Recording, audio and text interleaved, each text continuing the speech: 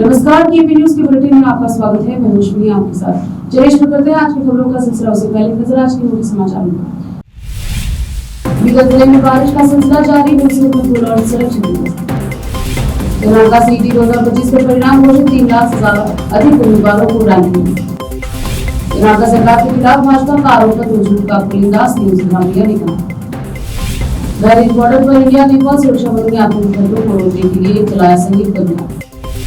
प्रधानमंत्री मोदी ने मुख्यमंत्रियों के साथ नीति आयोग प्रबंधन काउंसिल की 10वीं बैठक के दस्तक। अपनी योग्यता साबित करना पुतिन ने वास्तविक युद्ध में रूसी निर्मित हथियारों के बारे में दावा किया।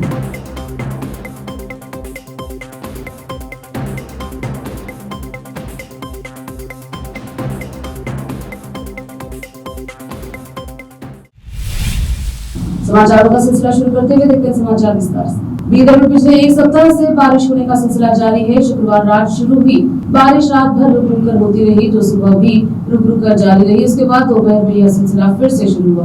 बारिश के कारण बिजली बाधित होने से लोगों को परेशानी का सामना करना पड़ा। विशेषकर शहर के कुछ इलाकों में रात में बिजली बाधित होने से लोग परेशान। जिले भर में बारिश का सिलसिला जारी है। कुछ तालुकों में अधिक बारिश के कारण पुल और सड़कें क्षतिग्रस्त हो गई है, जिससे यातायात बाधित हुआ है। बसों कल्याण के हुसूर में पुल टूटने और सड़क का संपर्क टूटने से वाहनों की आवाजाही प्रभावित हुई है।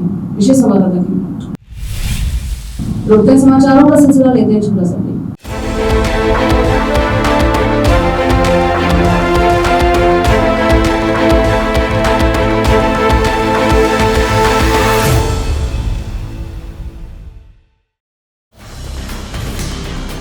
हिंदुस्तान के हर कोने में हम हैं मौजूद। 24 घंटे हालात पर गहरी नजर, खबरों से जुड़े चुपते सवालात और आपको दिखाता है धार्मिक, सामाजिक, राजनीतिक, लोकल और इंटरनेशनल न्यूज की सबसे बेहतर कवरेज, जो आपको रखती है हर पल बाखबर। देश और दुनिया भर की खबर के लिए देखते रहें KP news 24/7। Noor education trust Bidar की ओर से चलाए जाने वाला Noor MEd and BEd college Bidar, recognised by NCTE Delhi and affiliated to Bidar university Bidar. Admission are open for the academic year 2023-24। विशेषज्ञ और सक्षम शिक्षकों द्वारा शिक्षा प्राप्त करने के लिए नूर एमएड एंड बीएड कॉलेज में दाखिला लें और शांत वातावरण में शिक्षा प्राप्त करें।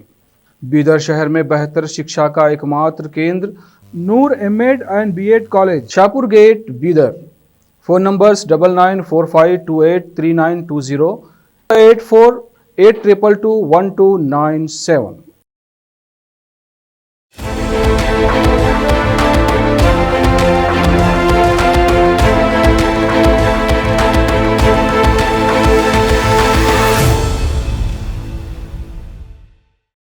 के बाद स्वागत है आपका। देखते हैं समाचार देश। कर्नाटक परीक्षा प्राधिकरण केए ने शनिवार को व्यावसायिक पाठ्यक्रमों में प्रवेश के लिए 2025 कॉमन एंट्रेंस टेस्ट सीजी के नतीजे घोषित कर दिए हैं। नतीजे दोपहर 2 बजे के बाद आधिकारिक वेबसाइट https://results.nic.in पर उपलब्ध है। इस साल कुल 3,30,787 उम्मीदवारों ने सीटी के लिए पंजीकरण कराया था, जिसमें 3,11,996 उम्मीदवार परीक्षा में शामिल हुए। विषयवार 3,11,690 ने भौतिकी का पेपर लिखा, 3,11,767 ने रसायन विज्ञान का पेपर दिया, 3,04,170 ने गणित लिखा और 2,49,459 ने जीव विज्ञान का पेपर दिया। विषय विशेषज्ञों द्वारा अंतिम रूप से तैयार की गई संशोधित उत्तर कुंजियों के आधार पर मेरिट सूची तैयार की गई है। उनकी सिफारिशों के अनुसार भौतिकी में 1 प्रश्न, रसायन विज्ञान में 2 और जीव विज्ञान में 2 प्रश्नों को सही किया गया था। इन अंतिम उत्तरों के अनुसार मूल्यांकन किया गया। उच्च शिक्षा मंत्री डॉक्टर एमसी सुधाकर ने परिणामों की घोषणा करते हुए कहा, मंत्री ने कहा कि सीईटी रैंक सूची के एसईबी द्वारा आयोजित द्वितीय पीयूसी की पहली और दूसरी परीक्षाओं में प्राप्त उच्चतम अंकों को ध्यान में रखकर तैयार की गई है। पहली बार कर्नाटक में अध्ययनरत सीबीएसई और आईसीएसई छात्रों के द्वितीय अंक ऑनलाइन एकत्र किए गए और रैंकिंग के लिए उपयोग किए गए। मुख्यमंत्री सिद्धरामैया ने भाजपा 2 साल पुरानी कांग्रेस सरकार पर उनकी आरोप पत्र की आलोचना करते हुए आरोप लगाया कि 5 गारंटियों के क्रियान्वयन से विकास कार्य ठप हो गया है। सीएम ने इसे झूठ का पुलिंदा बताया और कहा कि भाजपा नेता बीएस येडियुरप्पा, अशोक और बीवा विजेंद्र ने निराधार आरोप लगाए। नगर में 513 करोड़ रुपए की परियोजनाओं का शुभारंभ करने के बाद उन्होंने कहा भाजपा और जेडीएस नेताओं को शहर का दौरा करना चाहिए ताकि पता चल सके कि सरकार ने विकास कार्य किए हैं या नहीं। उन्होंने कहा कि भाजपा को पता होना चाहिए कि गारंटी योजनाओं के साथ 50 से 60 लाख महिलाओं हर दिन मुफ्त बसों का उपयोग करती है और 2 साल पहले इसकी शुरुआत के बाद से लगभग 500 करोड़ महिलाओं ने इस सुविधा का उपयोग किया। उन्होंने पूछा कि क्या एक दिवालिया सरकार 513 करोड़ रुपए का काम कर सकती है। उन्होंने पिछली भाजपा सरकार पर राज्य को लूटने का आरोप लगाते हुए कहा कि उसने बिना धन आवंटित किए 2.70 लाख करोड़ रुपए की परियोजनाओं को मंजूरी दे दी। उन्होंने दावा किया कि पिछले सीएम बसवराज बोम्मे 1.66 लाख करोड़ रुपए के काम करने के आदेश दिए थे, जिसका भुगतान कांग्रेस सरकार को करना। पुलिस विभाग के कामकाज में पारदर्शिता लाने और आपराधिक मामलों में पीड़ित केंद्रीय दृष्टिकोण अपनाने के लिए पुलिस महानिदेशक और महानिरीक्षक डीजी और आईजीपी एमएस सलीम ने साथी पुलिसकर्मियों को 10 सूत्रीय पत्र लिखा, जिसमें कर्तव्य में ईमानदारी को प्राथमिकता दी गई। पुलिस अधिकारियों को ईमानदारी से कभी समझौता नहीं करना चाहिए। हमारे सभी सहकर्मियों से यही अपेक्षा है। मेरा दृढ़ विश्वास है कि आप हमेशा ईमानदारी को प्राथमिकता देंगे। सभी आधिकारिक प्रक्रियाओं में पारदर्शिता पर जोर देने से जनता का विश्वास बढ़ता है और समाज के कमजोर और आर्थिक रूप से वंचित वर्गों के न्याय दिलाना संभव होता है। उन्होंने लिखा, ईमानदारी के ऐसे सिद्धांत हमारे नैतिक मूल्यों और संतुष्टि की भावना को बढ़ाते हैं। उन्होंने जांच में वर्तमान में अपनाई जा रही आरोपी केंद्रित प्रणाली से हटकर पीड़ित केंद्रित दृष्टिकोण अपनाने की आवश्यकता पर बल दिया। यह दृष्टिकोण न केवल अपराधियों के लिए सजा सुनिश्चित करता है, बल्कि पीड़ितों को न्याय दिलाने, उन्हें उचित लाभ प्रदान करने और उनके पुनर्वास में सहायता भी करता है। समाचारों का सिलसिला लेते हैं छोटा सा break. Noor education trust Bidar की ओर से चलाए जाने वाला Noor MEd and BEd college Bidar, recognised by NCTE Delhi and affiliated to Bidar University, Bidar. Admission are open for the academic year 2023-24. विशेषज्ञ और सक्षम शिक्षकों द्वारा शिक्षा प्राप्त करने के लिए नूर एमएड एंड बीएड कॉलेज में दाखिला लें और शांत वातावरण में शिक्षा प्राप्त करें।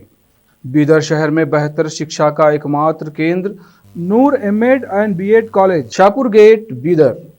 Phone numbers 9945283920 8482221297। ब्रेक के बाद स्वागत है आपका, देखते हैं समाचार देश। ऑपरेशन सिंदूर के बाद नेपाल से सटे उत्तर प्रदेश के जिलों से सटी सीमा पर सुरक्षा एजेंसियां हाई अलर्ट। पहलगाम आतंकी हमले और ऑपरेशन सिंदूर के बाद घाटी में सुरक्षा कड़ी कर दी गई है। किसी भी संदिग्ध घटना को गंभीरता से लिया जा रहा है और उसके खिलाफ तत्काल एक्शन लिया जा रहा है। ऐसा ही एक मामला भारत नेपाल अंतर्राष्ट्रीय सीमा से सामने आया है, जहां संदिग्ध पाकिस्तानी आतंकवादियों की खुफिया जानकारी मिलने के बाद दोनों देशों से संयुक्त तलाशी अभियान चलाया। बॉर्डर पर चौकसी और बढ़ा दी गई है। वहीं सुनिए इस अभियान की जानकारी देते हुए 42वीं बटालियन के कमांडेंट गंगा सिंह उदावत ने क्या। नरेंद्र मोदी ने शनिवार को कहा कि अगर केंद्र सरकार और राज्य मिलकर टीम इंडिया की तरह काम करे तो कोई भी लक्ष्य असंभव नहीं। पीएम नीति आयोग की 10वीं शासी परिषद की बैठक में बोल रहे थे। प्रधानमंत्री मोदी की अध्यक्षता में नीति आयोग के टॉप निकाय शासी परिषद की 10वीं बैठक शनिवार को नई दिल्ली में शुरू हुई। इस बैठक का विषय 2047 में विकसित भारत के लिए विकसित राज्य है। नीति आयोग की शीर्ष इकाई शासी परिषद में सभी मुख्यमंत्री, केंद्र शासित प्रदेशों के उपराज्यपाल और कई केंद्रीय मंत्री शामिल हैं। प्रधानमंत्री मोदी नीति आयोग के प्रदेश अध्यक्ष हैं। पाकिस्तान में आतंकवादी ढांचों के खिलाफ चलाए गए ऑपरेशन सिंदूर के बाद यह सभी राज्यों और केंद्र शासित प्रदेशों के मुख्यमंत्री के साथ प्रधानमंत्री मोदी की पहली बड़ी बैठक। लोकसभा में नेता प्रतिपक्ष व कांग्रेस सांसद राहुल गांधी जम्मू कश्मीर के पूंछ पहुंचे। यहाँ उन्होंने भारत पाक संघर्ष के दौरान पाकिस्तान की गोलीबारी का शिकार हुए लोगों से मुलाकात की और उनका हालचाल। इस दौरान स्थानीय लोगों ने अपनी समस्याएं और मांगे राहुल गांधी के सामने रखी। वहीं कांग्रेस सांसद ने उन मांगों को राष्ट्रीय स्तर पर उठाने का भरोसा दिया। बहुत बड़ी ट्रेजेडी है। भैया क्या कर रहे हैं यार? बहुत लोगों की डेथ हुई है, नुकसान हुआ है। डायरेक्ट सिविलियन एरियाज में लोगों से बातचीत की, उनकी जो समस्या है उनको समझने की कोशिश की। उन्होंने मुझे कहा है कि 2-3 चीजें नेशनल लेवल पे रेज करनी है, वो मैं रेज करूंगा।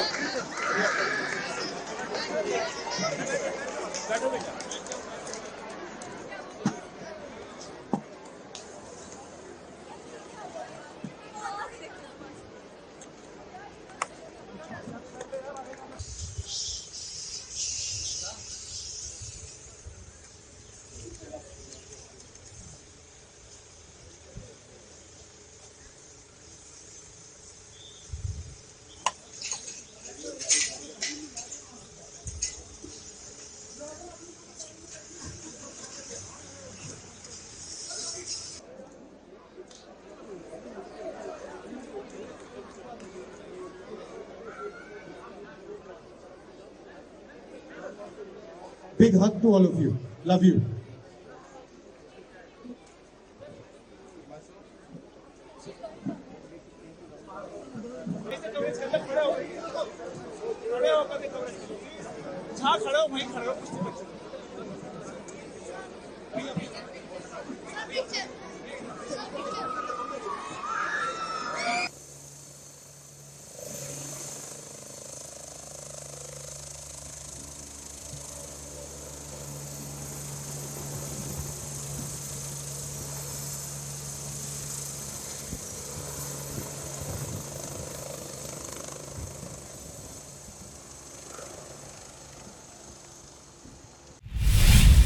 संयुक्त राष्ट्र में भारत के पूर्व दूत सैयद अकबरुद्दीन जो एनसीपी एससीपी सांसद सुप्रिया सुले के नेतृत्व में 7 प्रतिनिधिमंडलों में से एक के सदस्य हैं, जो भारत के आतंकवाद विरोधी रुख को प्रस्तुत करने के लिए मिस्र, कतर, इथियोपिया, दक्षिण अफ्रीका का दौरा करेंगे। उन्होंने कहा, पहलगाम में भारतीय नागरिकों पर भीषण हमला भारत की सामाजिक लाचार, हमारी आर्थिक गति और हमारे लोकतांत्रिक आधार को कमजोर करने का एक प्रयास था। एक देश के रूप में हमने खून बहाया, लेकिन साथ ही मजबूती से खड़े भी हुए, जैसा कि ऑपरेशन सिंदूर में परिलक्षित होता है। अब हमारे पास एक राष्ट्रीय सुरक्षा और आतंकवादी विरोधी सिद्धांत है, जो सुसंगत है, जो स्पष्ट है और जो विश्वसनीय है। जैसा कि प्रधानमंत्री मोदी ने 12 मई को घोषणा की, यह वह संदेश है जिसे हम बाकी दुनिया तक ले जाना चाहते हैं, ताकि हमारे मित्र और साझेदार हमारे जवाब के तर्क, आवश्यकता और आधार को समझ सकें।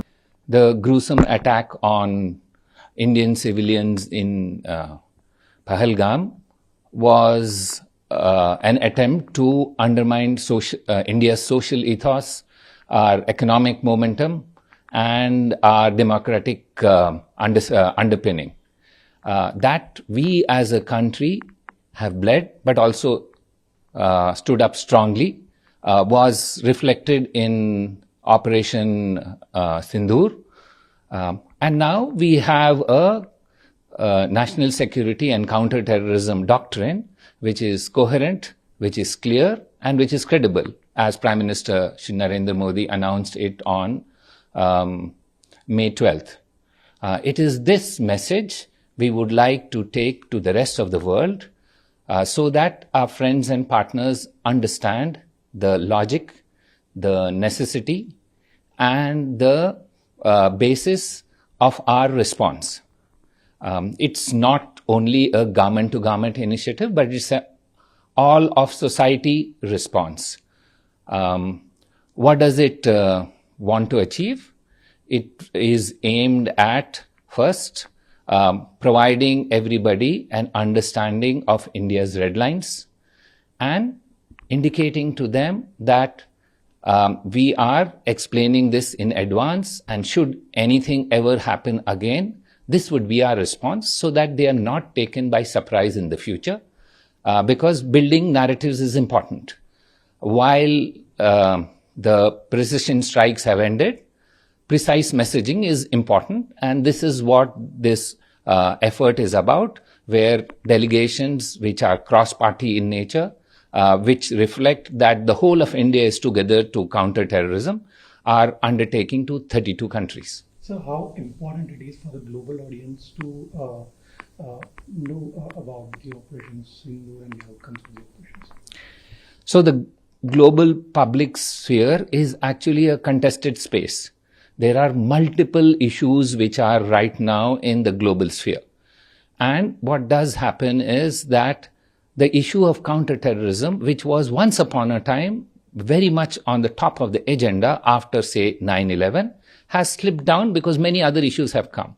So the effort of these delegations is to bring back and emphasize the importance that counterterrorism has for countries like us and for people like us.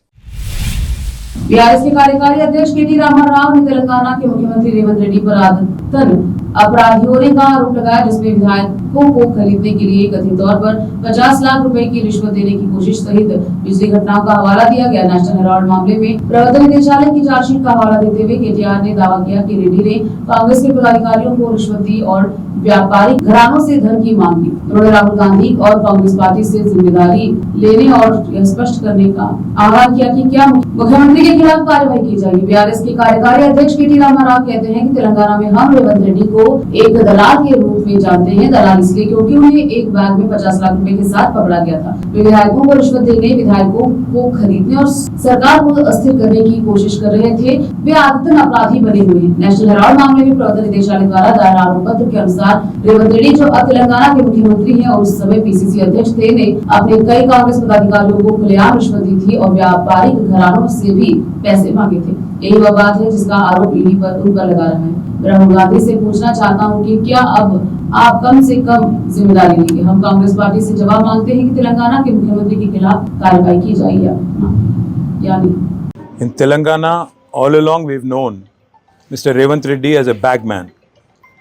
A bagman because, he was infamously caught with 50 lakh rupees in a bag trying to bribe MLAs and trying to purchase MLAs and destabilize the government. Now today, he continues to be a habitual offender.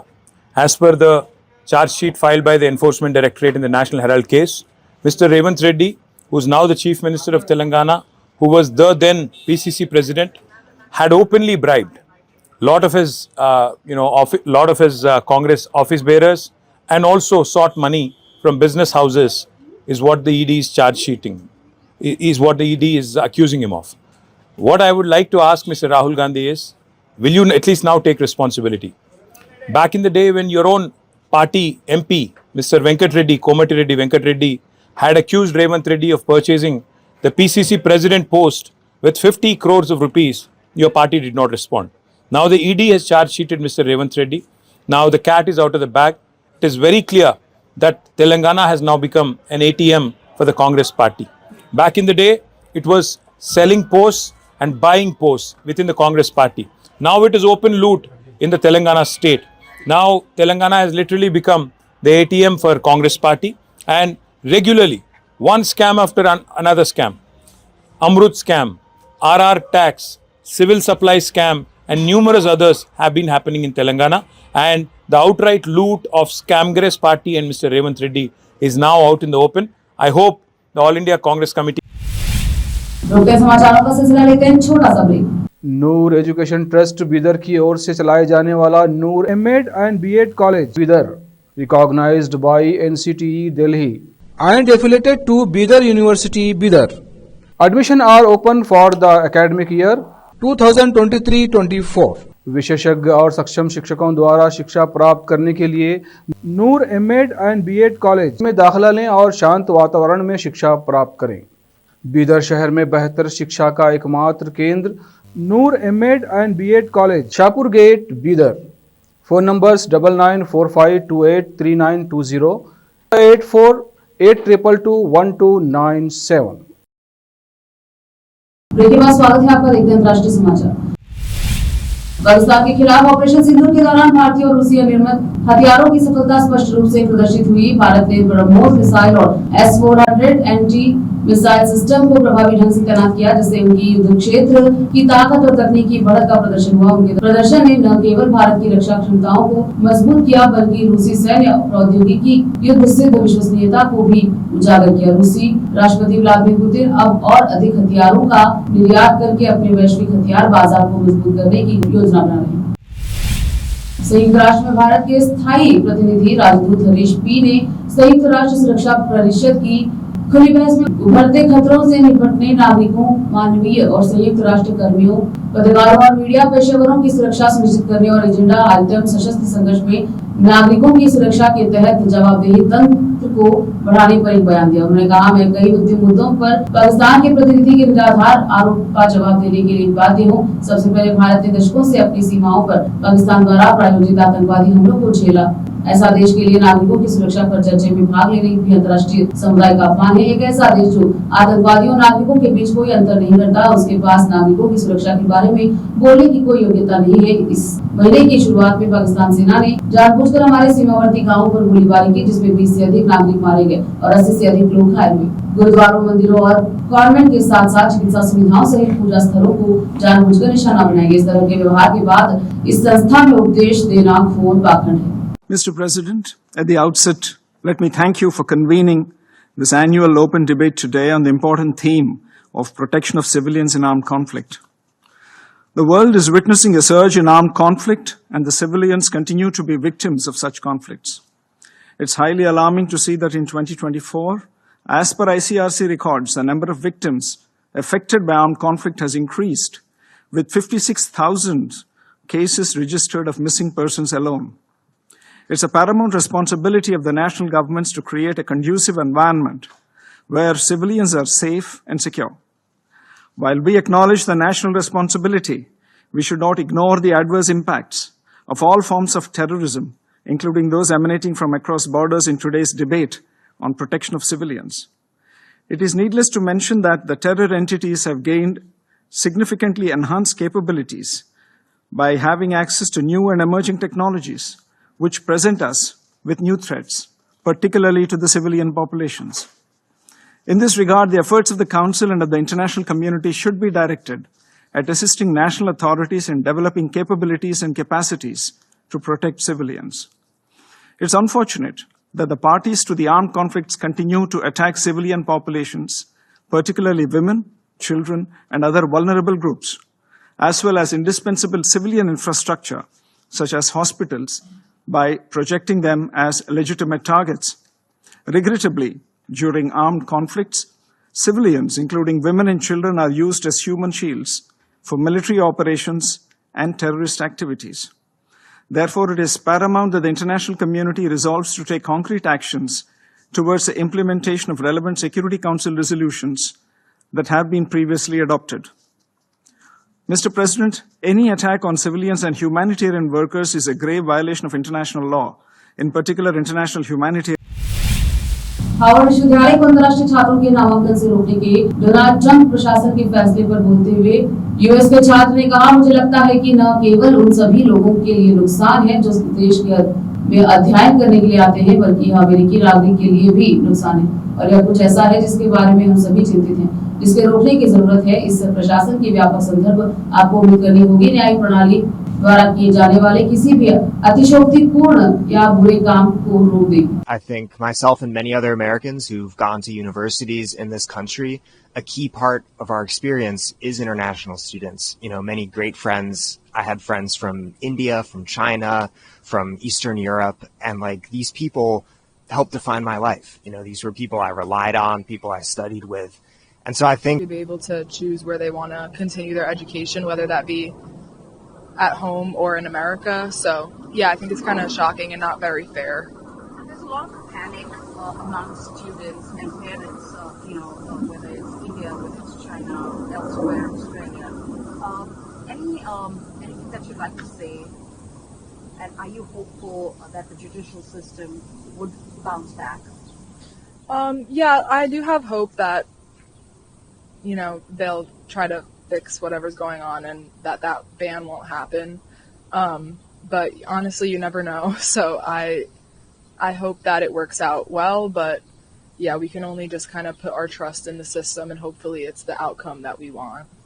I was definitely shocked, and I think there is a reason to worry about it spreading to other universities in America. I don't think it's fair at all, and I'm hopeful that this can be solved before it becomes super widespread.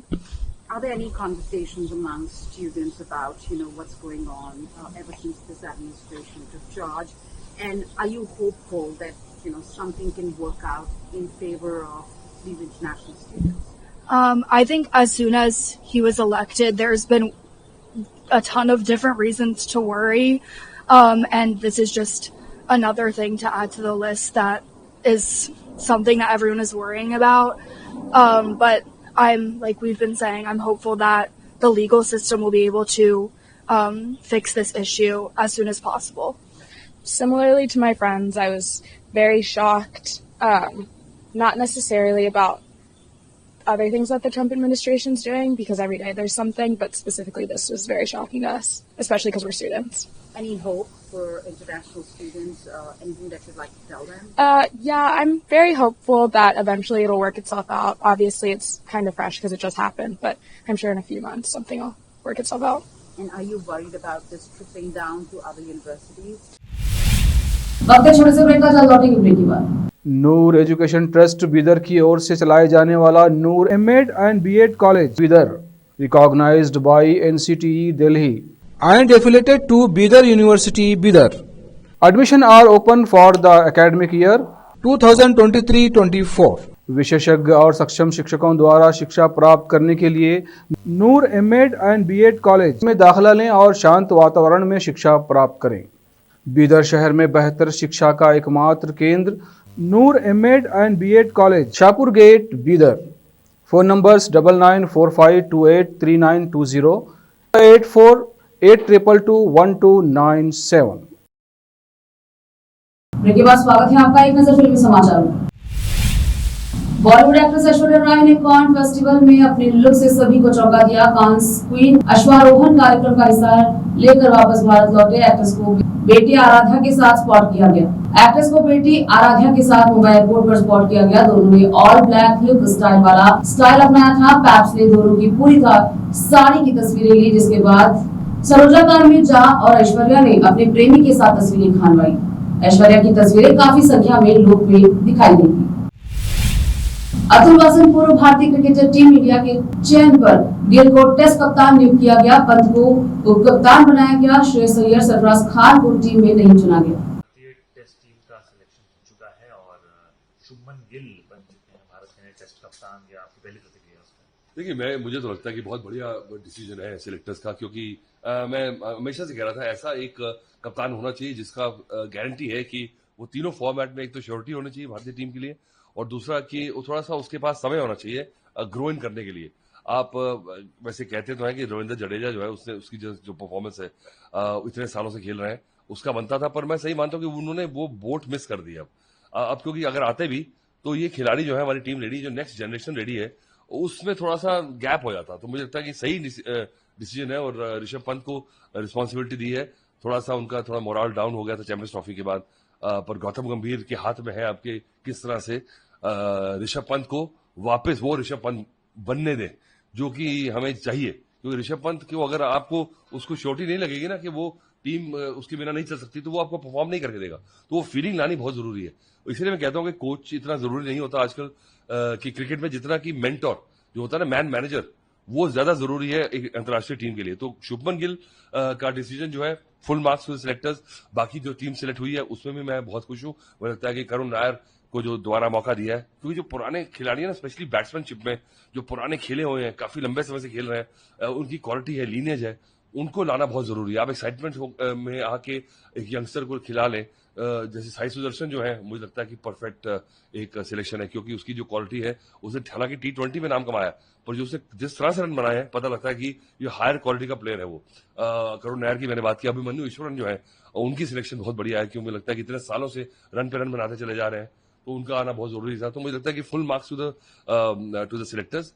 हालांकि एक दो जो है आप क्या सोच रहे होंगे मोहम्मद शामी के बारे में, पर मैं कहता हूँ मानते सही है, मोहम्मद शामी को भी पता है अंदर से कि टेस्ट मैच खेलने हैं ना, तो ये नहीं है कि आपको 10 ओवर ही डालने हैं। क्या पता अगर लंबी बैटिंग हो गई आगे और सेकंड थर्ड स्पेल हो गया और शाम को टी के बाद जो एक आपको एक्स्ट्रा बर्स्ट चाहिए होता है, अगर वो आपके स्पेयर हेड में नहीं है ना वो, तो फिर आप टीम को लेट डाउन कर देंगे। और जैसे ही जोर लगाया, कहीं इंजर्ड हो गए, तो पूरा लंबा दौरा है, 5 टेस्ट मैचेस की एक सीरीज होती है ना, इसमें बड़े उतार चढ़ाव आते हैं। तो I think it's a good team. Sir, एक का सवाल होता है वो ये है कि श्रेयस अय्यर हो गए, ऋतुराज गायकवाड़ हो गए, सरफराज खान हो गए, ये नाम पे भी चर्चा चल रही थी, और ये कोई by the way Shreyas Iyer team में नहीं है? क्या बात कर रहे हो? रियली?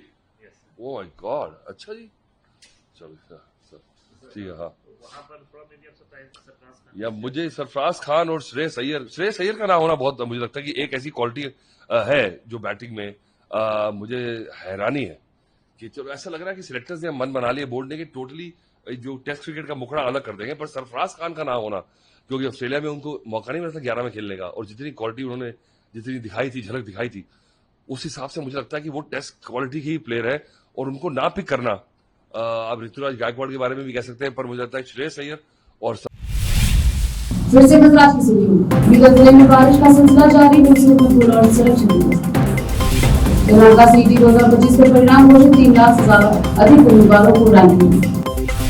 कर्नाटक सरकार के खिलाफ भाजपा का आरोप पर झूठ का पुलिंदास न्यूज ग्रामीण ने कहा। बहरीन बॉर्डर पर इंडिया नेपाल सुरक्षा बलों ने आतंकी हमलों को रोकने के लिए चलाया संयुक्त अभियान। प्रधानमंत्री मोदी ने मुख्यमंत्रियों के साथ नीति आयोग प्रबंधन काउंसिल की 10वीं बैठक के दफ्तर अपनी योग्यता साबित करना पुतिन ने वास्तविक युग में रूसी नैतिक हथियारों के बारे में दावा किया।